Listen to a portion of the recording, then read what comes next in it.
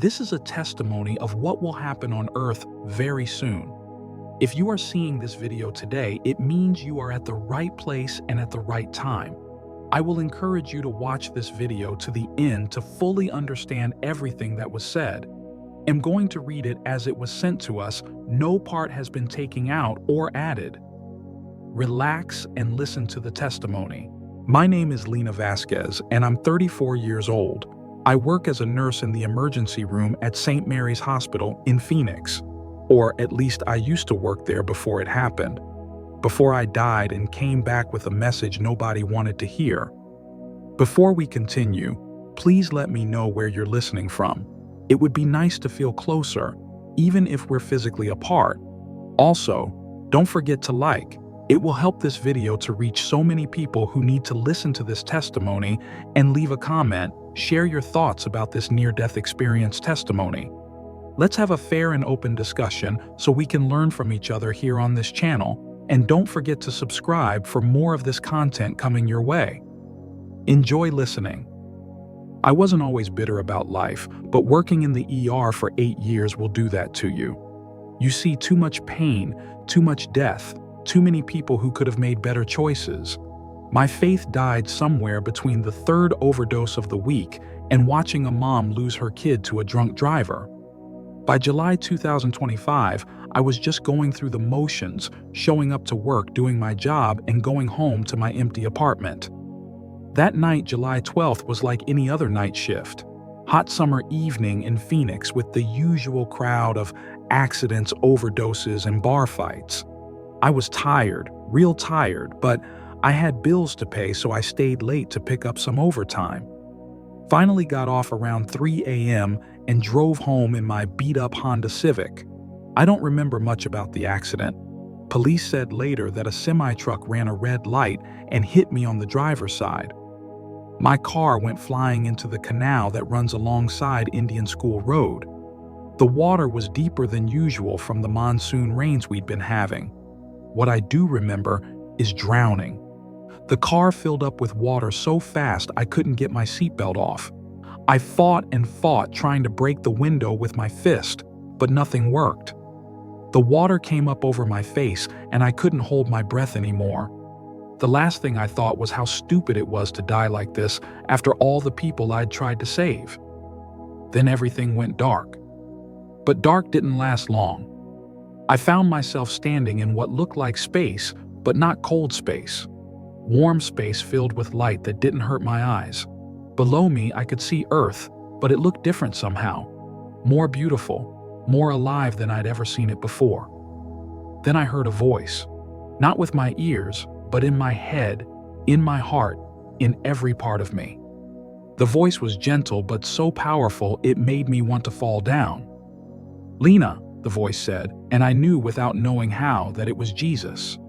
The same Jesus I'd stopped believing in years ago. "You must see what is coming." Before I could ask what he meant, the scene below me changed. I was looking down at Earth, but it was September now. I don't know how I knew, but I did. September 2025. The first thing I saw was the moon. It turned red like blood, but not from an eclipse. This was different. The red was deeper, darker, like the moon was bleeding. All over the world, people stopped what they were doing and looked up. Some fell to their knees right there in the streets. Others ran around screaming.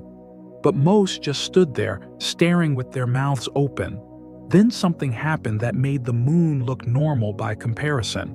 Stars started moving in the sky, not falling, but moving slowly, purposefully, until they formed a perfect cross right above Jerusalem.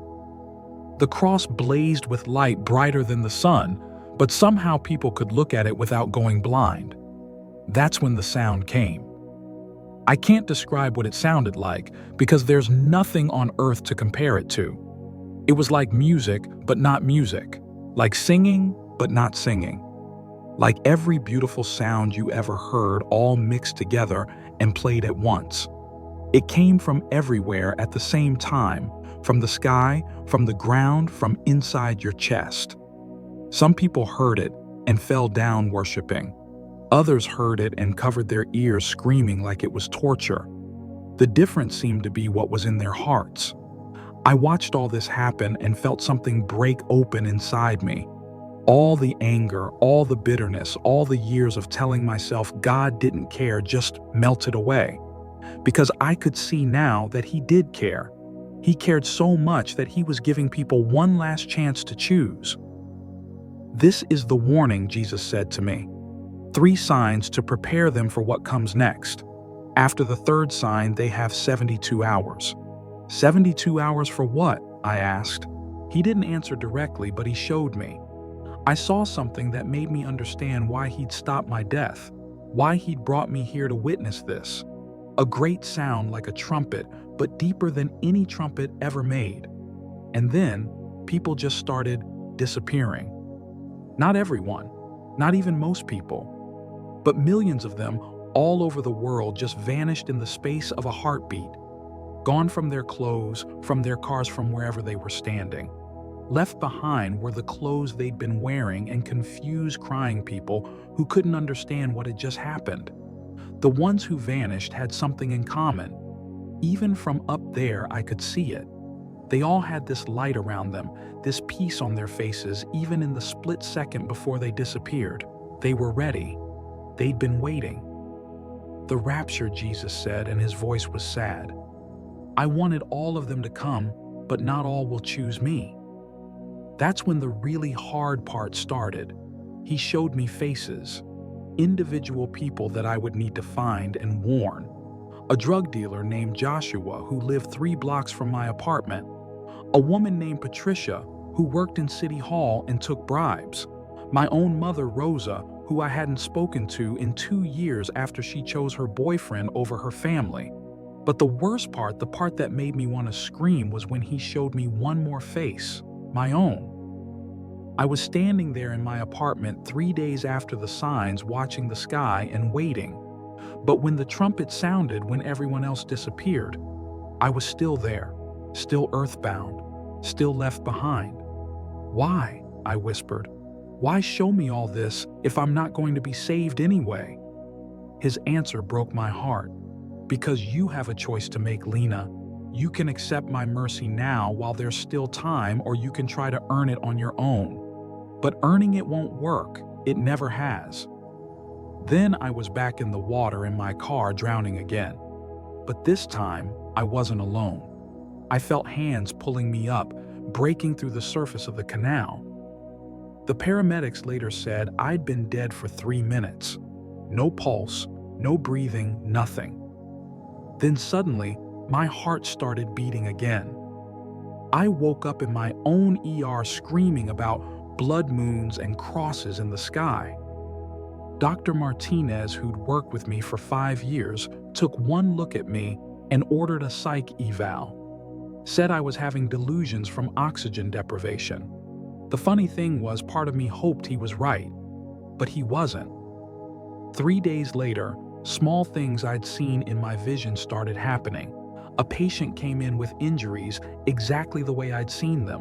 A news report mentioned unusual solar activity that might affect satellite communications. Little things that nobody else would notice, but that proved to me what I'd experienced was real. I tried to ignore it, tried to go back to my normal life, but the visions kept getting stronger. I started having dreams about the people I was supposed to warn: Joshua, the drug dealer, Patricia, the corrupt politician, my mother, and others too. Faces I didn't recognize but somehow knew I'd meet. The first person I told was Henry Campbell, a patient who'd been coming to the ER regularly for months. He had terminal cancer and no family, and we'd gotten to talking during his treatments. Henry was a retired pastor and the only person I knew who might not think I was crazy. When I told him about my experience, Henry didn't laugh or suggest therapy. He just nodded slowly, like he'd been expecting something like this. "Lena," he said, "God doesn't give visions to perfect people. He gives them to people who'll actually do something about them. Question is, what are you going to do?" That's when the real fear set in, because I realized I couldn't just ignore this and go back to my old life. People were going to die not just physically, but spiritually, and somehow I'd been chosen to warn them. The first sign happened on September 3rd, just like I'd seen. I was working the night shift when the moon turned red. Not the normal red you sometimes see during an eclipse, but deep crimson, like fresh blood. The whole sky seemed to glow with it. My phone started buzzing with news alerts, and within minutes, the ER was flooded with people. But these weren't the usual patients. These were people having what looked like panic attacks, but different somehow. They kept talking about feeling guilty about sins they'd forgotten about, things they'd done wrong years ago. A businessman in an expensive suit sat in the corner crying about cheating on his taxes.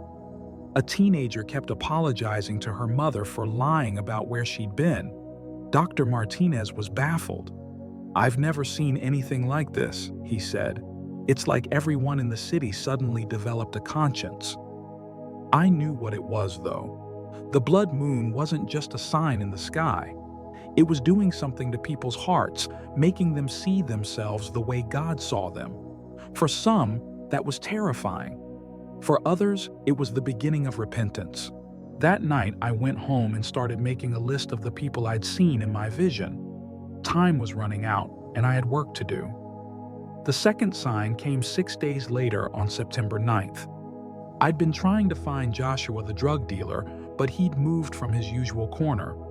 I was driving around his neighborhood when the sky exploded with light. Not the sun, but something else entirely. I pulled over and got out of my car to look up. Stars were moving, actually moving across the sky like someone was rearranging them by hand. Slowly, steadily, they formed a perfect cross directly overhead. The light was so bright it turned night into day, but somehow it didn't hurt to look at. All around me, people were coming out of their houses and apartments. Some fell on their knees right there in the street. Others cursed and shook their fists at the sky. A few got in their cars and drove off like they were trying to escape. But most just stood there, staring, waiting, like they knew something big was about to happen but didn't know what. The cross stayed in the sky for exactly 1 hour. Then the stars slowly moved back to their normal positions, leaving everyone wondering if they'd really seen what they thought they'd seen.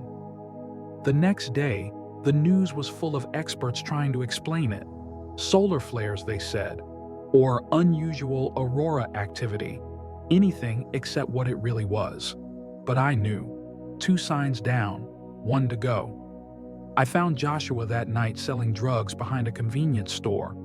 He was a skinny kid, maybe 20, with tattoos covering his arms and a look in his eyes that said he'd seen too much for his age. "Joshua," I said, walking up to him, "I need to talk to you." He looked at me suspiciously. "You a cop?" "No, I'm a nurse, and I have something important to tell you." What I told him sounded crazy even to me. A near-death experience, visions of the end times, 3 signs from God. But Joshua listened, really listened, and when I was done, he was quiet for a long time. "Lady," he said finally, "I've been having the weirdest dreams lately. Dreams about flying up into the sky, leaving everything behind. You think that's connected to your thing?" "Yes," I said. "God's trying to get your attention, Joshua. The question is, are you going to listen?" He was quiet again. Then he pulled out a small baggie of pills and threw it in a dumpster. "What do I need to do?"